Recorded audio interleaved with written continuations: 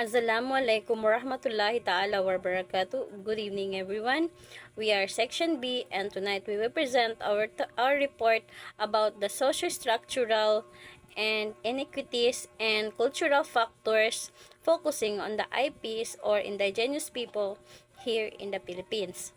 When we say IPs or indigenous people, sila po yung grupo sa bansa natin na may sariling kultura, tradisyon at wika na naiiba sa karamihan ng mga Pilipino. Katulad na lamang ng Aita, Badyaw, Lumad, Tausug, at Igurut. They are the first caretaker of our land and sea, and they have skilled and knowledge that are very important to our identity as Filipinos. Pero kahit na napakayaman ng kanilang kultura, marami pa rin silang nararanasan hirap at hindi pantay na pagtingin sa lipunan. Like some example are lack of education, poverty, discrimination, limited healthcare, and lost ancestral land. At ito'y tinatawag na socio-structural inequities. At ang ibig sabihin nito, yung mismong sistema ng lipunan ang hindi pantay. Bukod doon, malaki rin ang epekto ng cultural factors. Ang culture is a strength for the IPs.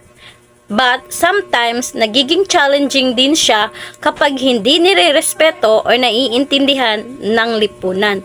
Katulad na lamang ng isang batang IPs na nagsasalita sa kanyang mother tongue na Tausug or Aita na nahihirapan siyang makisabay sa klase dahil ang gamit na language is English or Filipinos lamang.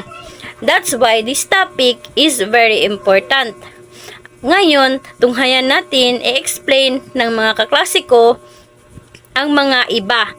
Number 1 is the socio-structural inequities in the Philippines focus on the IPs. 2, the impact on cultural factors on social problem. Number 3, the strategies for culturally sensitive intervention to promote fairness and justice. Number 4, conflict resolution education, which teach us how to solve conflict and in peaceful ways and respecting culture. I hope po after this presentation, mas lalo natin maintindihan ang struggles ng mga IPs at ma-inspired tayo para respetuhin sila. This thing is socio-structural inequity in the Philippines. So, especially how they affect indigenous people. So, what does socio-structural inequities means? Well, these are unfair conditions in society that make life harder for some people. The important thing is, it's not the fault of the people themselves, it's caused by the systems, such as government, school, healthcare, or rules in society. In simple words, some people get more advantage and while others are left behind. For example, imagine a child from a faraway Aita community who wants to go to school.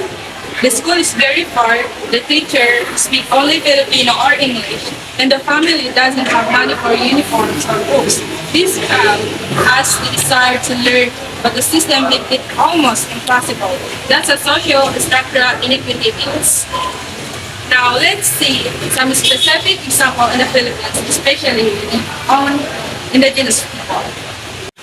Number 1, education inequity. Many IB children cannot finish school because their communities are far. Aita and Luma children sometimes walk for hours just to reach the classroom. Some drop out because their families can't afford school supplies or transportation. Teachers often use only Tagalog and English, which makes it hard for kids who speak Tausug, Badyaw, or Lumad language. Number 2, healthcare inequity. Hospital and clinic are mostly in the cities, not remote in mountain or coastal areas. But for example, Badyaw mother often give birth at home because hospitals are too far or too expensive. Some IPs feels unwelcome at health center, which stop them from getting proper care. Economic inequity. Many IPs depend on farming, weaving, or fishing. Those who grow crops, but those who farm rice terrace. But they earn very little because of untrades, and lack of support. This is making poverty, making the whole thing work hard. Number four. Number four, land in ancestral domains issues. IPs value their land because it is their life and culture. Sometimes companies take their land for mining or plantations. For example, some nomad communities in Mindanao were displaced by mining projects. Losing their land also means losing livelihood and culture. Number five, political inequity. Many IPs are not included in government decision, even if these policies affect them directly. Their voices often are often ignored. Number six, discrimination and social exclusion. IPs sometimes face stereotypes, but for instance, Bajaws are often labeled as beggars. This hurts their self-esteem and limits their chance in education and works. So in short, socio-structural inequities make life much harder for indigenous people. They affect education, healthcare, income, land, and even how society treats them. But remember, these inequities are not their fault. They happen because the system is unfair. Understanding these inequities is very important. It helps us see why culturally sensitive interventions are needed. These interventions can support indigenous people while respecting their culture, tradition, and rights. Impact of cultural factors on social problems. Now that we understand socio-structural inequities, let's talk about the indigenous people. Their cultural include language, traditions, belief, and ways of living. These are the things they are proud of, but sometimes cultural practices can also create challenges when society doesn't fully understand or respect them. Here are some examples. Number one, language barrier. Many indigenous people children speak their mother tongue like Tausug, Aitak, or Lumad languages. But in school, lessons are often in Filipino or English. This makes it harder for them to understand and keep up with their studies. Number two, traditional healing practices. Some indigenous people trust herbal medicine or traditional healer instead of hospital.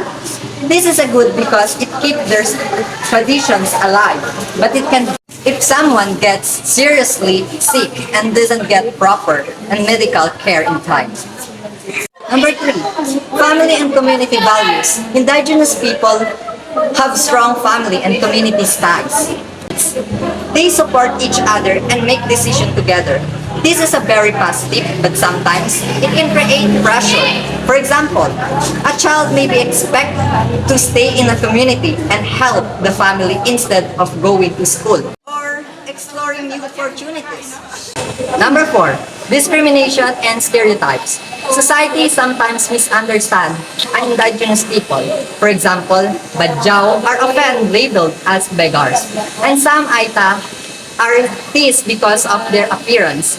These negative stereotypes affect their confidence and make it harder to get jobs. Education or respect in society.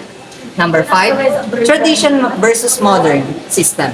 Sometimes, indigenous people cultural practice clash with the modern laws or systems. For example, some tradition ways of solving conflict or making decision may be not be recognized by government, leaving them ignored or excluded. So, in summary, cultural factors can be both strengths and challenges.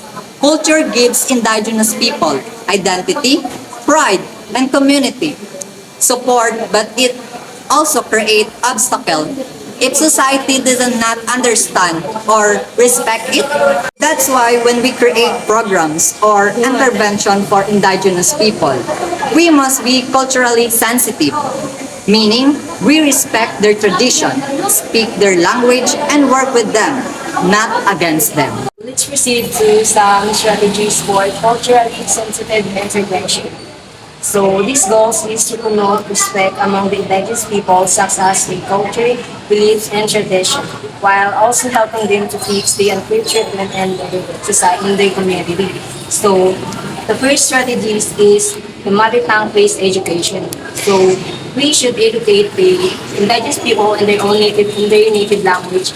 Like for instance, if the children speak Ilocano at home, we should also teach them in Ilocano. So by doing that, we we can easily learn the lesson. So the second one is health programs and the community. So it is all about providing health services among the indigenous people, especially who live in the rural areas, like giving them a direct checkup or vaccination. And the third one is livelihood support. So it is all about helping those indigenous people to earn money in a ways that fit in their culture and their skills. Like for instance, teaching those indigenous women to sell their handmade product and the market or and also on the online selling. The fourth strategies is land and cultural rights protection. So this is all about protecting the land of indigenous people because nowadays many businesses that build their company and the land of indigenous people without. So the government should pass or enacted law about protecting the land of indigenous people because their land is not just a property for them. It serves as their identity and the way of life, and their way of life. And the fifth strategies is community participation. So it is all about engaging those indigenous people to participate on the program like if the government build a water system on the community of indigenous people, so we should inform the indigenous people to participate on the program, like allowing them to share their ideas or thoughts on how we prepared about the program. So by doing that, we can easily ensure the effective of the project while also enhancing the participatory of the indigenous people. Let's talk about conflict resolutions education. Conflict happens every community, but IPs already have traditional ways of resolving conflicts. So we can combine those with modern methods to promote peaceful solutions. So here are example. We have we have three example conflict resolution educations. So we have traditional practice. This is the most important in IPs. So modern approaches and of course youth education. So when we say traditional practice, this is what we call Tausug Kanduli. So Tausug Kanduli, a peace fast where both sides share food and forgive each other. Lumad counsel or elderly guides the community to restore peace and fairness. So the second is modern approaches. Modern approaches using by the dialogue and mediation in schools or barangays to solve conflicts without violence, including indigenous people, representatives in the barangays, justice system, so their voice are heard. And the third is youth education. Youth education, teaching IPs in non-IP to communicate respectfully, avoid bullying, and solve disagreements calmly. By combining traditional and modern conflict resolution, indigenous people can maintain their culture and keep peace in their communities while also learning new ways to handle challenges. Thank you.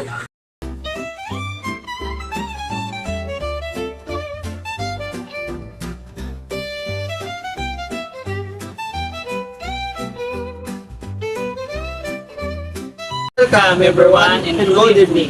Let's have a quick quiz. And now, college, let's talk about the Philippine indigenous people.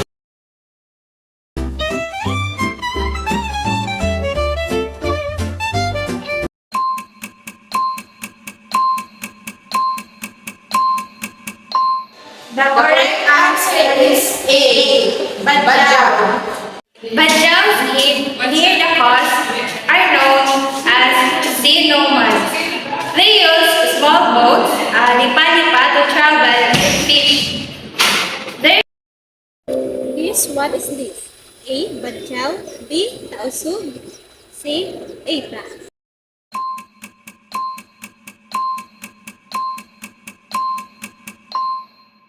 The correct answer is Tausug. Tausugs are famous for their colorful weaving and traditional cookings. They also have rich and cultural traditions, including martial arts and ceremonies. Nipa hut in the mountain. Explanation: Itas are the mountain dwellers in a skilled hunter. They live in a simple hut and often rely on herbal medicine. They are often early inhabitants of the Philippines.